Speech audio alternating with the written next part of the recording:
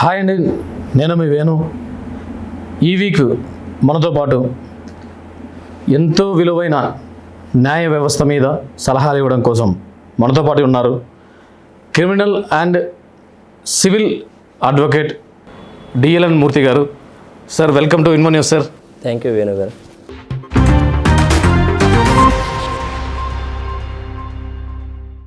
మన zero to hero అనే కాన్సెప్ట్లో జీరో నుంచి మీరు ఈ స్టేజ్కి స్టార్టింగ్ అంటే మీ బ్యాక్గ్రౌండ్లో ఇదివరకు ఎవరైనా జడ్జిగా కానీ అడ్వకేట్ కానీ ఎవరైనా ఉండినారో, మీకు ఎందుకు అనిపించింది ఇలా అడ్వకేట్గా రావాలని? ఎలా వచ్చారు సార్? స్టార్టింగ్లో రైల్వే జాబ్కు ప్రయత్నం చేసాము. అయితే కొన్ని కారణాల వల్ల న్యాయ వ్యవస్థ మీద ఇంట్రెస్ట్తో జనాలకి ఏదో మంచి చేయాలనే ఉద్దేశంతో లాయర్గా వచ్చినాము. అయితే ఫ్యామిలీలో కానీ మా ఫ్యామిలీ బ్యాక్గ్రౌండ్లో కానీ సపోర్ట్ అయితే లాయర్లుగా కానీ ఎవరుగా జడ్జిలుగా కానీ ఎవరు లేరు. ఎన్ని సంవత్సరాలు సార్ మీరు లాయర్? నేను 19 సంవత్సరాల నుంచి ధర్మవరం కోర్టులో సివిల్ అండ్ క్రిమినల్ కేసెస్. 19 సంవత్సరాలు? 19 సంవత్సరాల నుంచి. సార్, మిమ్మల్ని చూస్తుంటే అంత ఏజ్ కనపడట్లేదే. కనపడుకోకుండా కవర్ చేసుకుంటాం. దాదాపు 19 ఇయర్స్ అంటే ఎట్లా సార్? ఆ గైడెన్స్ ఎట్లా? అంటే నాకు తెలిసి మీకు వెనకల ఎవరు లేరన్నారు. ఎలా ఆలోచన వచ్చింది? ఎట్లా దీని వైపు వచ్చారు? మా ఫ్యామిలీలో మాది మధ్యతరగతి కుటుంబము. మధ్యతరగతి కుటుంబం అయితే మా ఫాదర్ గారు ఒక సివిల్ విషయంలో ఎటువంటి సంబంధం లేకపోకుండా కానీ ఒక కేసు వేయడం జరిగింది మా ఫాదర్ మీద. దాని గురించి మా ఫాదర్ అవగాహన లేని వల్ల ఆ కేసు పోగొట్టుకోవడం జరిగింది అనమాట. ఇలాంటి ఇంకోసారి రిపీట్ కాకుండా ఉండాలనే ఉద్దేశంతో నేను లాయర్ అంత కసితో మీరు అడ్వకేట్ అవ్వాలని చెప్పేసి అయ్యారు. Nice nice sir. లాయర్కి అడ్వకేట్కి తేడా ఏంటి సార్? లాయర్కి అడ్వకేట్కి తేడా ఏమంటే, లాయర్ అంటే లా డిగ్రీ ఎల్ఎల్బి కంప్లీట్ అయిన తర్వాత లా డిగ్రీ వచ్చిన వ్యక్తిని లాయర్ అంటారు. అతను లీగల్ ఒపీనియన్లు ఇవి ఇచ్చుకోవచ్చు. అడ్వకేట్ అంటే ఏబి ఆల్ ఇండియా బార్ అసోసియేషన్కి సంబంధించిన దాంట్లో ఎగ్జామ్ పాస్ అయిన తర్వాత ఎన్రోల్మెంట్ అయిన తర్వాత కోర్టులో కేసులు చేయాలంటే అడ్వకేట్ అంటారు. స్టేషన్లకు వెళ్ళంగానే పొరపాటున కేసు ఏదో ఫైల్ అయింది, దీన్ని మీరు ఎలా అంటే ఆ మనిషిని చూడంగానే వాడు తప్పు చేశాడా లేదా మీ దగ్గర రాగానే అర్థమవుతుంది, దీన్ని మీరు ఎలా ఫైట్ చేస్తారు సార్? మొదట అతను స్టేషన్కి ఎందుకు వెళ్ళినాడనే విషయాన్ని తెలుసుకొని తర్వాత అతని ద్వారా మొత్తం ఇన్స్ట్రక్షన్స్ అన్నీ తీసుకుంటా. ఏం జరిగింది, అసలు జరిగిందే లేదా, ఇతని ఇంటెన్షన్ ఏమి, దాన్ని పూర్తిగా వివరంగా తెలుసుకొని ఇతను నేరం చేసినాడా లేదా అనే విషయం అన్నీ తెలుసుకొని తప్పు జరిగిందా లేదా గమనించిన తర్వాత నేరం ఏదైనా కానీ తప్పు జరిగింది అని తెలిస్తే దాని ప్రకారం ఇది చేస్తాను. లేదు స్టేషన్లో వీళ్ళకి అన్యాయం జరిగింది అంటే కోర్టు ద్వారా ఫైట్ చేస్తాను. ఈ మధ్యకాలంలో ఎస్సీ ఎస్టీ కేసు అని చెప్పేసి చాలా వరకు ఫైల్ అవుతున్నాయి. వాటిని ఎలా ఎప్పుడు ఫైల్ చేస్తారు? దాన్ని ఎలా ఫైల్ ఒకవేళ పొరపాటున జరిగిందనుకోండి, దాన్ని మనం ఎలా అధిగమించవచ్చు? ఎస్సీ ఎస్టీ కేసులు అనేటివి వాళ్ళ ఎస్సీలకు కానీ ఎస్టీలకు కానీ కుల వివక్ష చూపించి ఎవరన్నా వాళ్ళకి అన్యాయం చేసే విధంగా వాళ్ళ కులాన్ని ద్వేషించి ఈ విధంగా చేస్తే ఎస్సీ ఎస్టీ కేసులు అట్రాసిటీ కేసులు పెట్టచ్చు. ఈ కేసులు కరెక్టా కాదా అనేది స్పెషల్ కోర్టు ద్వారా విచారించి డిస్టిక్లో ఒరిజినల్ అయితే కేసు జరిగింది అనేది విషయం తెలిస్తే దాని మీద పనిష్మెంట్ ఉంటుంది, లేదంటే కానీ డిస్పోజల్ చేస్తారు.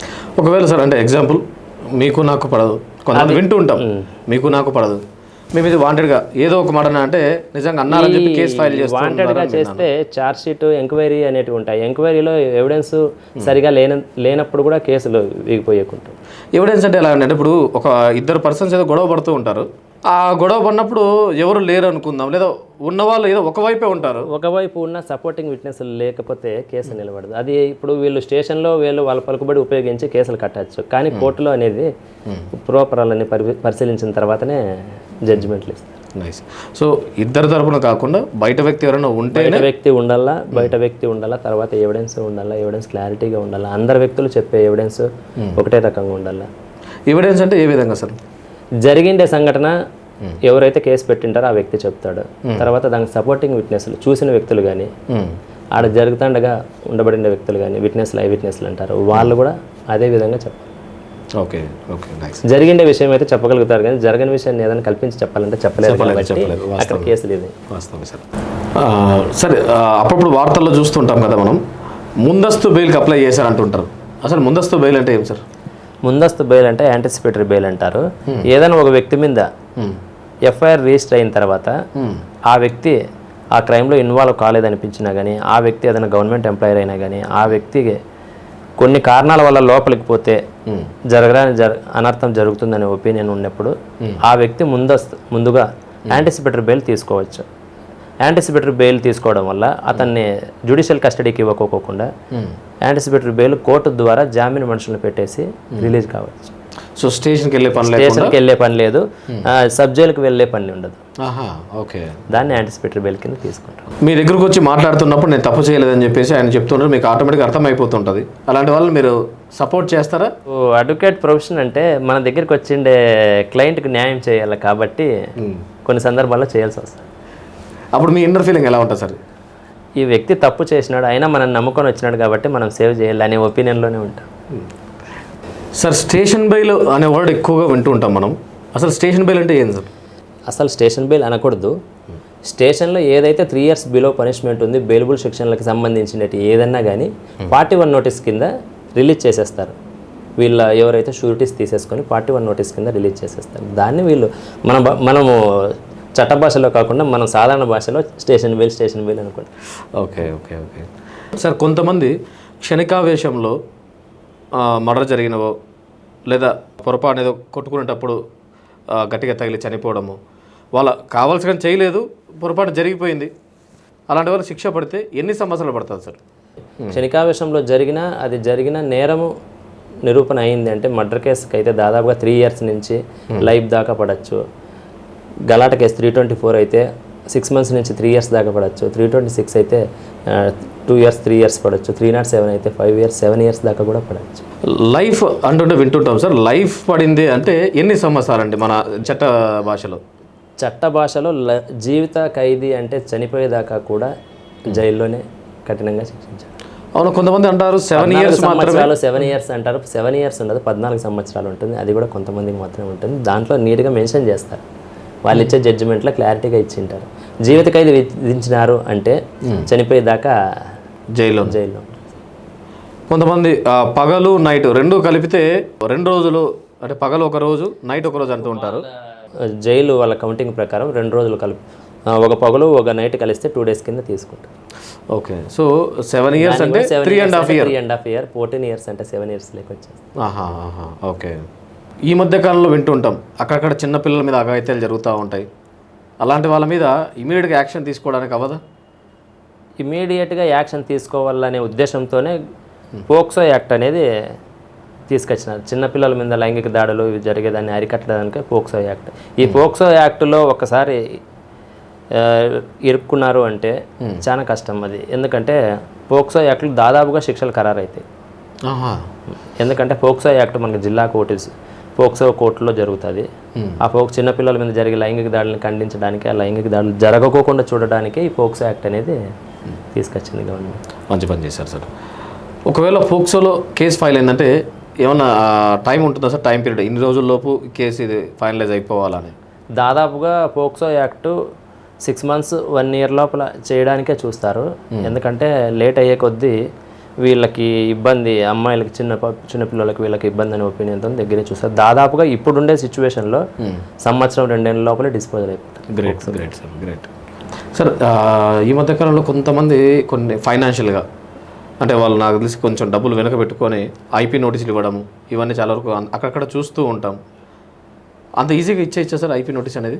ఐపీ నోటీసు ఇచ్చినంత మాత్రాన ఐపీగా డిక్లేర్ చేయరు. దాదాపుగా ఐపీ కేసుల్లో 1000 కేసులు ఫైల్ చేస్తే 1-2 తప్ప మిగిలిన అన్ని కేసులని డిస్మిస్ చేస్తారు. కానీ మనకి తెలిసిండే దాని ప్రకారం జనాలు ఐపీ వేసేసినారు అంటే ఇంకా అంత డబ్బు రాదు అని ఒపీనియన్లోకి వెళ్ళిపోతారు.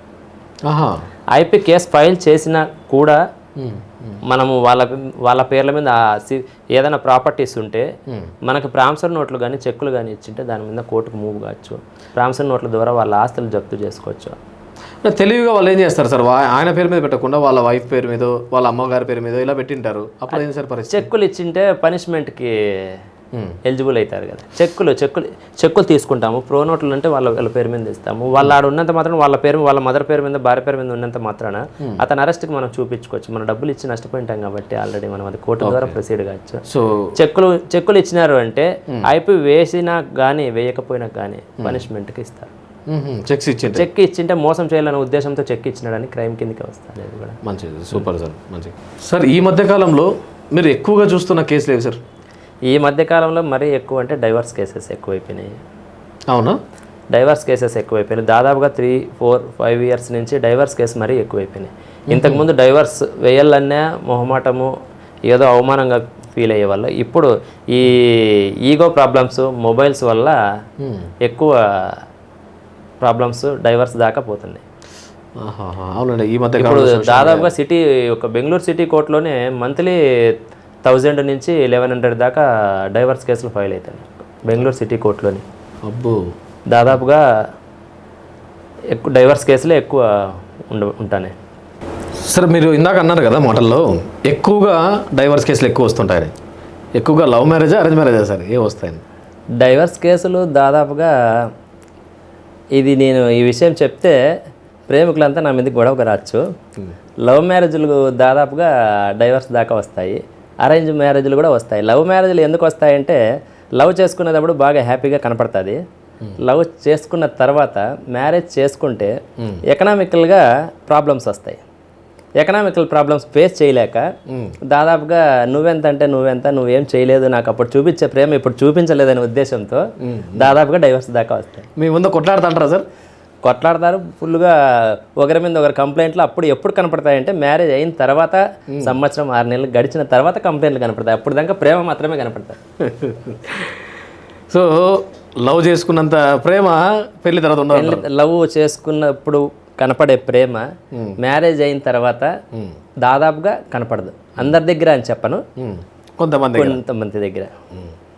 సార్ కొంతమంది 18 సంవత్సరాల లోపు అమ్మాయిని పిలిచికెళ్ళి మ్యారేజ్ చేసుకున్నారు, వాళ్ళ ఇంట్లో వాళ్ళు తెలియకుండా మ్యారేజ్ చేసుకున్నారు, అప్పుడు ఎలాంటి శిక్ష పడుతుందండి? మనం ఇంతకుముందు చెప్పుకున్నాం పోక్సో కేసు అనేసి. పోక్సో యాక్ట్ అనేది అమ్మాయి మనస్ఫూర్తిగా ఒప్పుకొని 18 ఏళ్ళ లోపల ఉన్నా కూడా నేను మ్యారేజ్ చేసుకుంటాను, అతన్ని ఇష్టపడినాను అని అబ్బాయితో వెళ్ళిపోయినా కానీ ఆ అబ్బాయి మీద పోక్సో కేసు పెట్టి, పోక్సో యాక్ట్ పెట్టి అరెస్ట్ చేసేకుంటుంది. అమ్మాయి మేజర్ అయితే మాత్రమే మ్యారేజ్ చేసుకోవాలి. మైనర్ అయి ఇష్టపూర్వకంగా వెళ్ళినా కూడా నేరం కిందనే పరిగణిస్తాం. ఆ అమ్మాయి నా ఇష్టపూర్వకంగా వచ్చినా అన్నా కూడా కేసు ఫైల్ అవుతుంది. ఆమె ఇష్టపూర్వకంగా వచ్చినా, నేనే పిలుచుకొని పోయినాను అబ్బాయిని అని చెప్పినా కూడా అతను శిక్షకి అర్హుడే. ఉండాలండి అంత మాత్రం, ఎందుకంటే ఆ ఏజ్లో వాళ్ళకి మేజర్ అయితేనే కానీ అవగాహన ఉండదు కాబట్టి ఆలోచన జ్ఞానం తక్కువ ఉంటుందని ఒక ఒపీనియన్తో. కరెక్ట్ అండి. 18 సంవత్సరాల లోపు అంటే వాళ్ళకి ఎటువంటి అవగాహన ఉండదు. డ్రంక్ అండ్ డ్రైవ్ మామూలుగా సిటీస్లో చూస్తుంటాం కదా, డ్రంక్ అండ్ డ్రైవ్ కేసులు ఎక్కువ ఫైల్ అవుతూ ఉంటాయి. వాళ్ళకి ఎన్ని రోజులు శిక్ష పడుతుంది అంటారు? డ్రంక్ అండ్ డ్రైవ్ కేసుల్లో ఫైన్ వేసి పంపించేస్తారు. సెకండ్ టైం థర్డ్ టైం దొరికినారంటే డిఎల్సీ ఇచ్చేస్తారు, లేదంటే బైక్ సీజ్ చేస్తారు. కొంతమంది ఆ తాగిన మైకంలో అంటే ఎక్కువ అయిపోయి పోలీసుల మీదకి రివర్స్ అవుతుంటారు కదా, అప్పుడు పోలీసుల మీదకి రివర్స్ అయితే వాళ్ళ ఓర్పు ఉన్నంత వరకు చూస్తారు, లేదంటే వాళ్ళు విధుల కాటంకం కలిగించిండే దానిల కింద కూడా కేసులు పెట్టారు 353 కింద. ఒకవేళ 353 పెట్టారనుకో, 353 పెట్టినారు పోలీసుల మీదకి ఏదన్నా కానీ విధులకు ఆటంకం కలిగించిండే, దాడి చేసేది, ఇంకోటి 353 కింద కేసు రిజిస్టర్ అయింది అంటే దాదాపుగా నాన్ అవైలబుల్, రిమాండ్కి పోతారు. రిమాండ్కి పోతారు. దాదాపుగా 1 వీక్ నుంచి 15 డేస్ దాకా బెయిల్ వచ్చేదానికి కూడా ఆస్కారం ఉంటుంది. సార్ ఐపీసీకి సిఆర్పిసికి తేడా ఏంటి సార్? ఐపీసీ అనేది పోలీసులు ఉపయోగిస్తారు ఒక మనిషిని లోపలికి పంపించడానికి. సిఆర్పిసి అనేది లాయర్లు ఉపయోగిస్తారు ఆ మనిషిని బయటికి తీసుకురావడానికి. ఆ సెక్షన్లు ఉపయోగించి వాళ్ళ లోపలికి పంపిస్తే ఏ నేరం చేయలేదు, దీని కింద ఇది ఉంది అని చెప్పేసి సిఆర్పిసిని ఉపయోగించి బయటికి తీసుకొని వస్తారు లాయర్. సార్ రౌడీ షీటర్ ఎప్పుడు ఫైల్ చేస్తారు? రౌడీ షీటర్ అనేది 2 ఇయర్స్లో ఒక వ్యక్తి 4 క్రైమ్లో ఇన్వాల్వ్ అయితే అతని మీద రౌడీ షీటర్ ఓపెన్ చేస్తారు. ఒక 4 కేసెస్ ఫైల్ అయితే చాలు, 4 క్రైమ్స్ ఫైల్ అయితే రౌడీ షీటర్ ఓపెన్ చేస్తారు. ఎటువంటి క్రైమ్స్ సార్? థెఫ్ట్ కానీ, ఒక మనిషిని కొట్టడం కానీ, అటెంప్ట్ మర్డర్ కానీ ఇలాంటి క్రైమ్స్లో ఇన్వాల్వ్ అయినాడు అంటే 2 ఇయర్స్ లోపల ఆటోమేటిక్గా రౌడీ షీటర్ ఓపెన్ చేస్తారు. ఒకవేళ రౌడీ షీటర్ని తొలగించుకోవాలంటే, అది రౌడీ షీటర్ లేకుండా చేసుకోవాలనుకుంటే దానికి మార్గం ఏంటి సార్? రౌడీ షీటరు తొలగించుకోవాలంటే 2 ఇయర్స్లో ఎటువంటి క్రైమ్స్లో ఇన్వాల్వ్ కాకోకుండా ఎస్పీకి కానీ హైకోర్టుకి కానీ అప్లై చేసుకుంటే రౌడీ షీటర్ని తొలగించుకోవచ్చు. కానీ ఎటువంటి క్రైమ్స్లోనూ ఉండకూడదు, అతని మీద ఎటువంటి పెండింగ్ కేసులు ఉండకూడదు. పెండింగ్ కేసులు ఉంటాయి కదా సార్? ఇంకా కేసులు ఎప్పుడు ఉండవు కదా, కేసులు అయిపోతాయి కదా. పాత కేసులు ఉంటాయి కదా సార్? పాత కేసులు జడ్జిమెంట్లు వచ్చేస్తాయి కదా. సో ఆ కేసులు లేకుండా ఆ కేసు కొత్త ఫైల్ కాకుండా కొత్త ఫైల్ కాకోకుండా చూసుకుంటే రౌడీ షీట్ తీసేసుకోవచ్చు. కేసులు పెండింగ్ ఉన్నా ఎటువంటి క్రైమ్లో ఇన్వాల్వ్మెంట్ లేదు అని తెలిస్తే రౌడీ షీట్ తీసేసుకోవచ్చు. ఓకే సార్, సాధారణంగా ఒక కేసు ఫైల్ అయింది, ఆ వ్యక్తిని రిమాండ్కి పంపించారు, ఆయన తరపున ఎవరు రాలేదు స్టేషన్కి, అంటే ఇక్కడికి సబ్ జైలుకి. ఆయన ఎన్ని రోజుల్లో బయట తీయగలుగుతారు? అంటే ఆర్థిక పరిస్థితి బాగాలేదు, లేకపోతే వాళ్ళకు తెలిసిన వాళ్ళు లేరు, ఎన్ని రోజులు ఎలా బయటకు రాగలుగుతారు? ఆర్థిక పరిస్థితి బాగలేకపోయినా ఎవరైతే రిమాండ్లకు ఉన్న వ్యక్తి ఒక అర్జీ కోర్టుకి, జడ్జి గారికి ఒక అర్జీ రాపించుకుంటే కోర్టు ఒక లాయర్ని గవర్నమెంట్ తరపున నియమించి వాళ్ళకి బెయిల్ ఇస్తుంది. బెయిల్ ఇచ్చిన తర్వాత ఎవరన్నా కానీ షూరిటీస్ పడిన తర్వాత వాళ్ళని రిలీజ్ చేస్తారు. సార్, మీకున్న ఎక్స్పీరియన్స్లో ఒక కేసు ఏదైనా విన్ అయినప్పుడు చాలా హ్యాపీగా అనిపించింది, అంటే నేను లాయర్ అయినందుకు ఈ కేసు విన్ అయినందుకు చాలా హ్యాపీగా అనిపించింది, అంటే చాలా కేసులు విన్ అవుతూ ఉంటారు, ఈ కేసు విన్ అయినందుకు చాలా హ్యాపీగా అనిపించింది అనేది ఏదైనా ఉందండి? ఈ కేసు అని ఏ కేసు విన్ అయినా ఆ కేసు విన్ అయ్యే వ్యక్తులు ఎవరైతే గెలిచినా మనం సంతోషపడుతుంటారో ఆ వ్యక్తులు పేరెంట్స్ దగ్గర వచ్చి చెప్పినప్పుడు చాలా సంతోషంగా మీకు ఇప్పుడు అనిపించిందా ఈ కేసు నేను విన్ కావాలా అని ఎప్పుడు అనిపించిందా మీ ఎక్స్పీరియన్స్లో? ఛాలెంజింగ్గా కొంచెం పోలీసులు టార్చర్ పెట్టి అమాయకుడిని ఎవరినైనా విరికించినప్పుడు మనం బయటికి తీసుకొచ్చినప్పుడు చాలా హ్యాపీగా అనిపిస్తుంది. సార్, ఒక కేసు ఏదైనా జరిగేటప్పుడు ఒకరు గెలుస్తారు, ఒకరు ఓడిపోతారు, ఎక్కడైనా తప్పకుండా జరిగేది. ఓడిపోయిన వ్యక్తి నెక్స్ట్ నేను ఇంకా ఆపై కోర్టుకు వెళ్తాను అంటుంటారు. వెళ్ళినప్పుడు ఎలా అప్రోచ్ అవుతారండి? ఏ విధంగా వెళ్ళచ్చు? ఇప్పుడు ఒక కేసు అన్నిచ్చి ఒక పార్టీ కంపల్సరీ ఓడిపోతారు, ఒక పార్టీ కంపల్సరీ గెలుస్తాడు. ఆ వ్యక్తికి నా పక్కన న్యాయం ఉంది, నేను నిరూపించుకుంటే ఇంకా నాకు ఛాన్సెస్ ఉంది, కింద కోర్టులో న్యాయం జరగలేదు అనే ఉద్దేశం ఉంటే పై కోర్టుకి, జూనియర్ సివిల్ జడ్జి కోర్టు నుంచి సబ్ కోర్టుకు పోవచ్చు, అప్పీల్ చేసుకోవచ్చు. అక్కడ జరగలేదంటే జిల్లా కోర్టుకు పోవచ్చు, జిల్లా కోర్టు కాలేదంటే హైకోర్టుకు పోవచ్చు. అక్కడికి పోయినిచ్చి వాళ్ళకు ఉండబడి సాక్ష్యాధారాలన్నీ చూసి అక్కడ. ఓకే, అంటే మీరు అక్కడ కేసు విన్ అయినారు కదా, మరి ఇక్కడ వరకు ఎందుకు వచ్చారు అనేది క్వశ్చన్ రైజ్ అవుతుందా? ఏమో కొన్ని సాక్ష్యాధారాలు వాళ్ళ టైంకి వాళ్ళు విచారణ జరిగే టైం అని అందుబాటు చేయలేదు కాబట్టి ఒక్కొక్కసారి కింద కోర్టులో పోతాయి. అప్పటికి వీళ్ళకి సమకూర్చుకుంటారు కాబట్టి పై కోర్టులో గెలిచే ఛాన్సెస్ ఉంటాయి. దానికోసం కూడా అప్పీల్ పోతారు. సార్, ఇప్పుడున్న సమాజంలో నా చేతిలో డబ్బు ఉంది, నా చేతిలో పవర్ ఉంది అని ఎంతో విర్రవీగే వాళ్ళు కూడా చాలా హ్యాపీగా అనిపించే విషయం ఏంటంటే సార్, కోర్టు ముందుకు వచ్చినప్పుడు అన్ని పక్కన పెట్టి బెండ్ అవుతారు చూడండి, నిజంగా హ్యాట్స్ ఆఫ్ సార్, అసలు గర్వంగా ఫీల్ అవుతాం సార్. కోర్టు ముందర ఎవరైనా సమానం, ఈక్వలే. అవును సార్, ఎక్కడో మేము ఒక ఇది అనే స్టేజ్ ఉన్న వాళ్ళు కూడా అక్కడ రాగానే ఎంతో వీళ్ళు కూడా సరెండర్ అయ్యే ఇదే అవుతుంటారు చూడండి, చాలా హ్యాపీగా ఫీల్ అవుతూ ఉంటాం. కోర్టుకు వచ్చి ముద్దాయి స్టేజ్లో వస్తే ముద్దాయిగా నిలబడాల్సిందే, కంప్లైంట్ దారుడుగా వస్తే కంప్లైంట్గా నిలబడాల్సిందే. వాళ్ళు ఎంత పెద్దోళ్ళైనా ఎంత చిన్నోళ్ళైనా ఏ ప్లేస్లో వస్తే ఆడ నిలబడాల్సిందే. వాళ్ళ కోర్టు ముందర అందరూ సమానమే. అవును సార్, చాలా గర్వంగా ఫీల్ అవుతుంది సార్. మన కంట్రీలో దీనికి మాత్రం అంటే ఎంత పవర్ ఉన్నా కూడా కోర్టు ముందు అంతా సమానమే, కోర్టు ముందర అంతా సమానం లేదు కాబట్టి మనకి న్యాయం ఇప్పటికీ జరుగుతుంది. అవును, థెఫ్ట్ అయిన వెహికల్ కొంతమంది కొనింటారు, ఫేక్ డాక్యుమెంట్స్ సృష్టించి అమ్ముతున్నారు. ఆ వెహికల్ని సీజ్ చేసినప్పుడు డిపార్ట్మెంట్ వారు ఆ పర్సన్ ఎవరైతే కొన్నారో ఆయన పరిస్థితి ఏంటి సార్? కొన్న వ్యక్తి అయితే థెఫ్ట్ అయిన వెహికల్ కొనడం కూడా నేరమే, ఆ వ్యక్తికి అయితే న్యాయం జరగదు. కానీ ఎవరైతే పోగొట్టుకుని ఉంటాడో, ఎవరి పేరు మీద అయితే ఒరిజినల్ ఆర్సీ ఉంటుందో ఆ వ్యక్తి ఆధార్ కార్డు, ఒరిజినల్ ఆర్సీ కోర్టుకు సబ్మిట్ చేసి కోర్టు ద్వారా ప్రాపర్టీని రిటర్న్ తీసుకోవచ్చు. ఓకే, ప్రాపర్టీకి రిటర్న్ ఆఫ్ ప్రాపర్టీ అని కోర్టు ద్వారా ప్రాపర్టీని రిటర్న్ తీసుకునే ఆస్కారం ఉంది. కానీ వాళ్ళ పేరు మీద ఒరిజినల్ ఆర్సీ, ఆధార్ కార్డు ఆ వ్యక్తే కోర్టుకు రావాల్సి ఉంటుంది. స్టేషన్కి వెళ్ళంగానే ఆటోమేటిక్గా దెబ్బలు పడతాయి, చట్ట ప్రకారం కొట్టకూడదు. ఒకవేళ ఇఫ్ ఇన్ కేస్ కోర్టులో నన్ను కొట్టారు అని చెప్తే అప్పుడు పరిస్థితి ఎలా ఉంటుందండి? స్టేషన్లో ఒరిజినల్గా కొట్టకూడదు, కానీ కొట్టినారు అనేది ఉంటే మనం కోర్టులో మమ్మల్ని కొట్టినారు అంటే వెంటనే హాస్పిటల్కి పంపించి కొట్టినారా లేదా అనేసి ట్రీట్మెంట్ ద్వారా తెలుసుకుంటారు. అట్లా కొట్టడం జరిగితే పోలీసుల మీద కూడా ప్రైవేట్ కంప్లైంట్ 200 CRPC కింద ఫైల్ చేయొచ్చు. తిరిగి మళ్ళీ కుమ్మేస్తారు కదా సార్? అప్పుడు నీకు ఒకసారి కేసు కట్టిన తర్వాత కొట్టడానికి వాళ్ళు ఆలోచన చేస్తారు, భయపడతారు. వాళ్ళ మీద కేసులు పెండింగ్ ఉంటే. కరెక్ట్ అండి, అవును సార్. ఇప్పుడు చాలామందికి లాయర్ అవ్వాలనే ఆలోచన ఉంటుంది. అసలు లాయర్ అవ్వాలంటే వాళ్ళ క్వాలిఫికేషన్ ఏమి, ఎలా వెళ్ళాలా, దేని తర్వాత వెళ్ళాలా? లాయర్ అవ్వాలంటే ఇంటర్మీడియట్ తర్వాత 5 years లా కోర్స్ ఉంటుంది. ఓకే, లేదు డిగ్రీ అయిన తర్వాత కూడా డిగ్రీ బీటెక్ అయిన తర్వాత 3 years లా కోర్స్ జాయిన్ అవ్వచ్చు. 5 years లా కోర్స్ జాయిన్ అయ్యే దానివల్ల వాళ్ళకి 1 సంవత్సరం కలిసి వస్తుంది. ఇప్పుడు 5 years లా కోర్సు డిగ్రీ తర్వాత చేసినారనుకోండి, డిగ్రీ 3 years, లా 3 years, టోటల్ 6 years అవుతుంది. అవును అవును. ఈ 5 years ఇంట్రెస్ట్ ఉండేవాళ్ళు 5 years లా చేసుకుంటే లా మీద బాగా పట్టు వస్తుంది. దాని ప్రకారం పోవచ్చు. 5 years లా కోర్సు, ఇంటర్మీడియట్ తర్వాత 5 years లా కోర్స్ జాయిన్ కావచ్చు, డిగ్రీ తర్వాత 3 years లా కోర్స్ జాయిన్ కావచ్చు. సో లాయర్ అవ్వాలనుకునే వాళ్ళు ఇంటర్ నుంచి ప్లాన్ చేసుకుంటే ఒక 1 year సేవ్ అవ్వచ్చు. బై మిస్టేక్ వాళ్ళు ఏదో ఇంటర్ అయిపోయిన తర్వాత డిగ్రీ కూడా చేసేసినామంటే డిగ్రీ తర్వాత కూడా ప్లాన్ చేసుకోవచ్చు. Okay nice.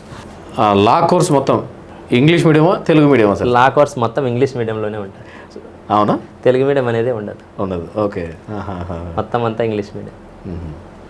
ఇన్ని సెక్షన్లు ఎట్లా గుర్తుంటాయి సార్ మీకు? నాకు తెలిసి చాలా చోట్ల చూస్తూ ఉంటాం, అడ్వకేట్ అది చాలా మందికి ఎప్పుడైనా చూస్తూ ఉంటాం కదా, వెనకాల చాలా పెద్ద బుక్స్, చాలా పెద్ద ఇదిగా ఉంటుంది. ఇన్ని సెక్షన్స్ అంటే కేసులు ఎక్కువ చేసే కొద్దీ సెక్షన్స్ మనం ఎక్కువ సార్లు ఆ సెక్షన్స్ గురించి చెప్పి మనకు గుర్తుండిపోతాయి. తక్కువ కేసులు చేసినామంటే సెక్షన్స్ మళ్ళీ ఒకసారి మేము కూడా బుక్స్ తీసి చూసుకోవాల్సి వస్తుంది. ఏంది సార్ ఒక్కొక్క బుక్ ఇంత ఉంటుంది? దాదాపు చాలా ఉంటాయి బుక్స్. ఆ బుక్స్ అంటే సెక్షన్స్ ఒక్కటే కాదు, ప్రతి స్టేట్లో ఉండే హైకోర్టులు, వేరే కోర్టులు జడ్జిమెంట్లు రిలీజ్ చేసిండేదల్లా every year every month update అవుతుంటాయి. కాబట్టి ప్రతి జడ్జిమెంట్ని దాంట్లో రాస్తుంటారు. ఆ జడ్జిమెంట్ల వల్ల ఫ్యూచర్కి యూజ్ అవుతుంది. ఆ జడ్జిమెంట్లను తీసుకొని ఇంకా వేరే కేసులని దాన్ని చూసుకోవచ్చు అనే విషయంతో జడ్జిమెంట్లు కూడా దాంట్లో బుక్స్లో. ఓకే. సో అంటే ఆ బుక్స్లో ఉన్నది judgements sections, judgements, amendments, judgements ఇవన్నీ ఉంటాయి.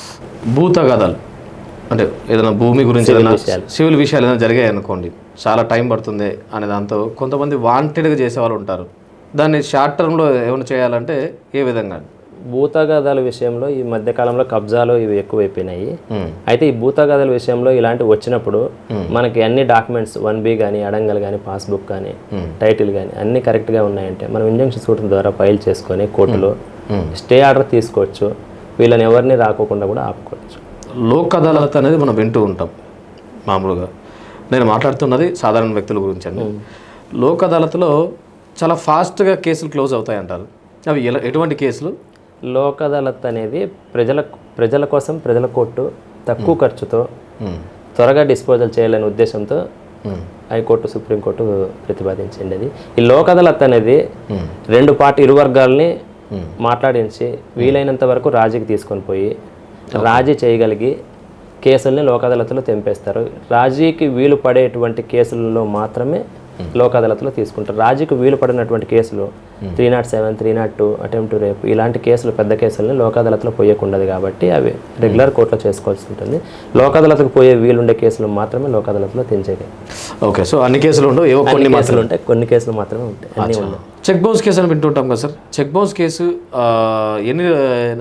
ఎన్ని సంవత్సరాలు శిక్ష పడుతుంది సార్?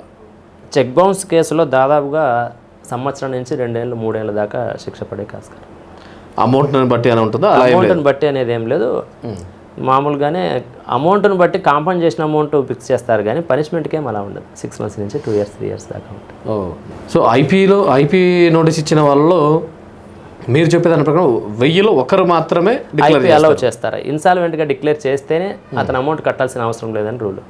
చాలా మంది ఇన్సాల్వెంట్గా డిక్లేర్ చేయలేదు అంటే అతను ఐపీ వేసి కేసు వేసినాడు, ఐపీ డిస్మిస్ అయింది అనేది చాలా మందికి జనాలకు అవగాహన ఉండదు. అవును, చాలా మంది తెలియదు సార్. ఐపీ నోటీస్ ఇచ్చారంటే ఇంకా అయిపోయింది, ఇంకా ఆయన నుంచి అమౌంట్ రాదు. దీంట్లో ఉంటుంది ఐపీ నోటీస్ ఇచ్చినా కూడా వాళ్ళు లీగల్గా ఫైట్ చేయొచ్చు. ప్రో నోట్స్ మీద పోవచ్చు, చెక్కులు ఉంటే చెక్కుల మీద ప్రొసీడ్ కావచ్చు. నేను మొన్న ఎక్కడో చూశాను సార్, నేను ఒక రీసెంట్గా ఒక 2-3 days బ్యాక్ వాళ్ళ నాన్నగారి మీద ఉన్న కేసుని, అంటే ఆయన చేయని తప్పుకు జైల్లో ఉన్నారని చెప్పేసి ఆయన రిలీజ్ చేసుకోవడం కోసం తండ్రి కూతురు కష్టపడి లా చదివి అడ్వకేట్ అయ్యి వాళ్ళు రిలీజ్ చేయించారు. అది చూసినప్పుడు నేను అనుకున్నా ఇది చాలా చూడడానికి చాలా అంటే ఇంత కష్టపడి చేశారని. తర్వాత నెక్స్ట్ ఇక్కడ రియాలిటీగా మిమ్మల్ని చూస్తున్నా, ఆ కేసు పోయిందని చెప్పేసి ఉద్దేశంతో మీరే లాయర్గా అవుతున్నారు. బాగా కష్టపడినట్టు సార్. అసలు ఎక్కడో చూస్తుంటాం, వింటుంటాం, కానీ ఇక్కడ లైవ్లో మిమ్మల్ని చూస్తున్నాం. దాదాపుగా లాయర్స్లో ఒక 10%, 5% ఇలాంటి పరిస్థితులు చూసిన వాళ్ళు కూడా లాయర్లుగా అవుతుంటారు. సార్ అప్పుడప్పుడు మనం వింటుంటాం కదా, క్షమాభిక్ష కింద ఖైదీలు రిలీజ్ చేస్తున్నారని. అది ఎవరు ఎలిజిబుల్, ఎన్ని సంవత్సరాలు, ఏ కేసులో సార్? ఎవరు ఎలిజిబుల్ అనేది కాదు, ఒక శిక్ష పడిన వ్యక్తి అతను క్షమాభిక్షకు గవర్నర్కి కానీ రాష్ట్రపతికి కానీ పెట్టుకుంటే ఇతను మారినాడు, ముందులా లేడు అని వాళ్ళు దయ తలిస్తే గవర్నర్ కానీ రాష్ట్రపతి కానీ వాళ్ళకి క్షమాభిక్ష పెట్టి రిలీజ్ చేయొచ్చు. ఎన్ని సంవత్సరాల తర్వాత అండి?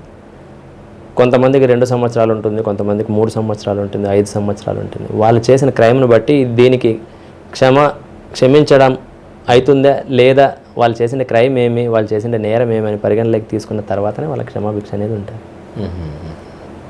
సార్, ఒక వైఫ్ అండ్ హస్బెండ్ గొడవపడి ఒక వైఫ్ వెళ్ళి స్టేషన్లో కంప్లైంట్ ఇచ్చేటప్పుడు వీళ్ళిద్దరి మధ్య గొడవలో ఉన్నప్పుడు వాళ్ళ అత్త మామని వాళ్ళ ఆడపడుచుని కూడా ఒక్కోసారి వింటూ ఉంటాం, వాళ్ళ పేరు కూడా యాడ్ చేస్తారని.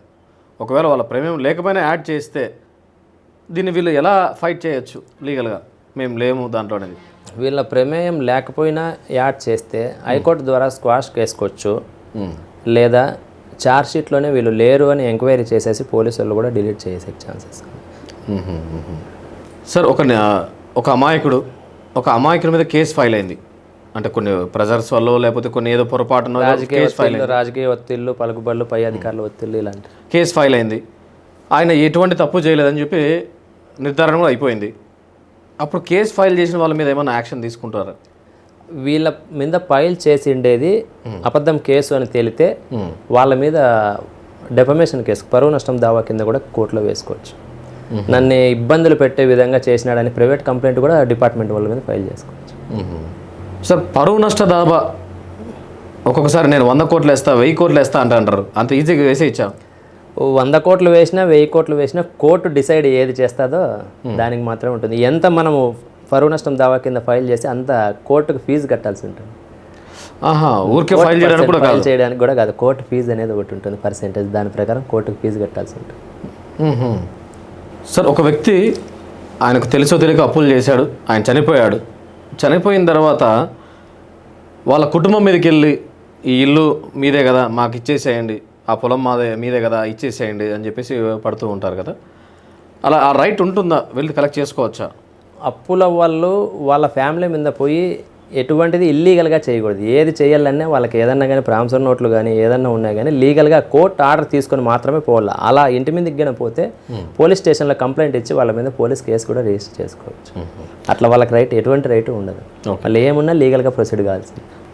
సార్, ఈ మధ్యకాలంలో కొన్ని వింటూ ఉంటాం, ఆస్తి అమ్మేటప్పుడు, కొన్నప్పుడు లేదా అమ్మినప్పుడు కానీ కూతురు సైన్ కంపల్సరీ కానే కావాలని చెప్పి ముందు నుంచి ఉంది. కానీ ఇంతకుముందు పెద్ద కేసులు వచ్చేవి ఈ మధ్యకాలంలో వస్తున్నాయి.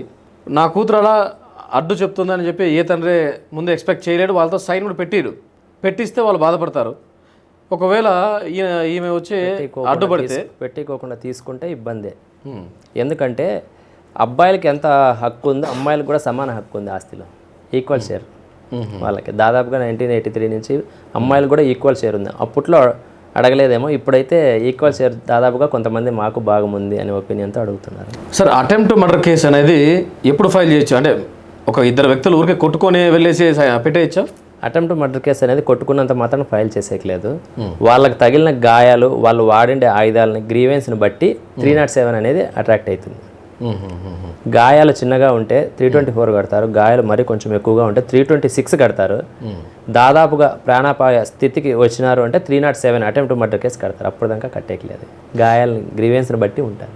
ఇందాక మీరు అన్నట్లు ఏదో పొలిటికల్ ప్రెజర్తో ఇంకోటో పెట్టించారు, పొలిటికల్ ప్రెజర్తోనూ ఇక పై అధికారుల ప్రెజర్తో పెట్టించినా కానీ కోర్టులో అటువంటి కేసులు నిలబడవు. ఓకే, ఎందుకంటే మెడికల్ సర్టిఫికేట్ వల్ల మెడికల్కి సంబంధించిన డాక్టర్ ఎవిడెన్స్ ఇవ్వాల్సి ఉంటుంది. దాంట్లో గాయాలని బట్టి కూడా కేసులు ఇవైపోతాయి.